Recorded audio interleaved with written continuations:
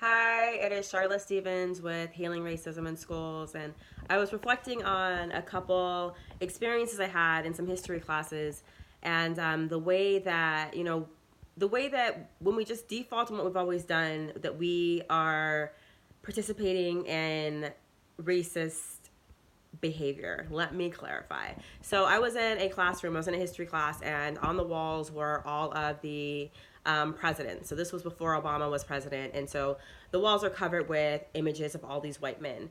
And I know enough about these white men. I was in this class as an educator, in somebody else's classroom. I know enough about these white men to know that these men were racist and that these men upheld white supremacy, and that most of the presidents that were alive during slavery had slaves, had enslaved people, and that they raped them and tortured them and murdered them. I know the history of of slavery. So being just in this room, I'm in a history class, in a U.S. history class.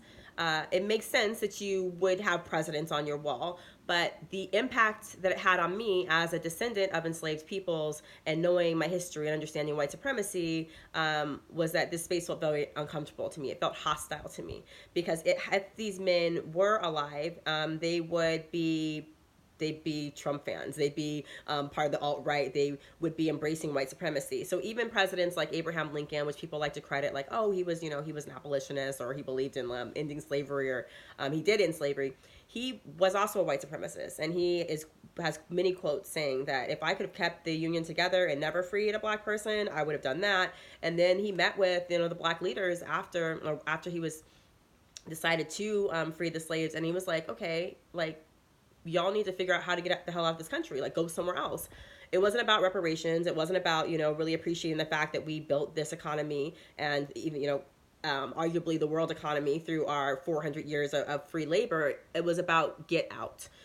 So he is also a white supremacist. So being in this room surrounded by all of these presidents, and knowing what they stood for, and knowing that they were slave owners, and knowing a lot of the racist policies that they would have held, did uphold in their time, and would be a part of it now if they could be, that felt hostile to me. That felt very uncomfortable to me. And so there's a way that as educators, like the lazy educator, or even the new educator who's just not sure of themselves, or just goes back on what they know or what they experience, there's a way that when we default on those experiences, that we're just recreating spaces that are potentially hostile and racist, and upholding those messages. Because to me, that's a very passive aggressive message. That, again, it makes sense, like that you'd have the American flag and sing the national anthem and have presidents on the walls, but the foundation of our country is white supremacy and racism. And I feel like a lot of times people are like shocked when we see racism in the curriculum, like, oh my god,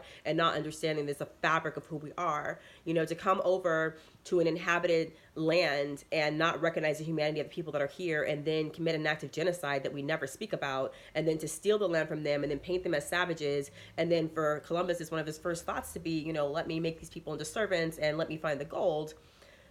That's a foundation of white supremacy. And that idea of exploiting labor, free labor, immigrant labor, that's another principle or value of white supremacy that has been around since 1492. And greed, ripping families apart, destroying the environment, enslaving people, selling people, all in the name of money. That's another value of white America. So knowing the history of white supremacy within this country, it should not be a surprise that when we default on traditional practices, that traditionally things have been racist. And so we must be more thoughtful about how we are presenting things in our classroom, and then being mindful about what is the impact on our students. Because the other insight I had was this, and I know that I'm sure that other people have come to this insight, but a lot of the behavior problems that teachers see, particularly with their students of color, I believe is a form of resistance. And it's a form of resistance to the message that you're trying to send me by putting all these white supremacists on the wall, and then putting that, it's like, we're not talking about it, but you're putting into the environment that message that I'm inferior, because that's essentially what these people believe.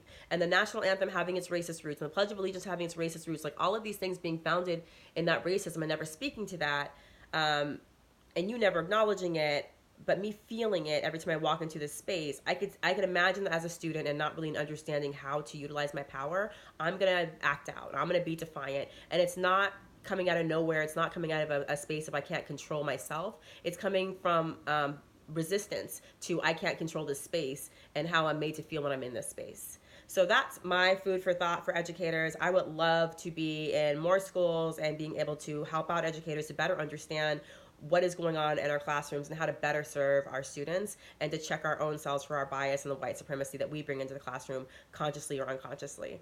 I am Charla with Healing Racism in Schools. Thank you for your time.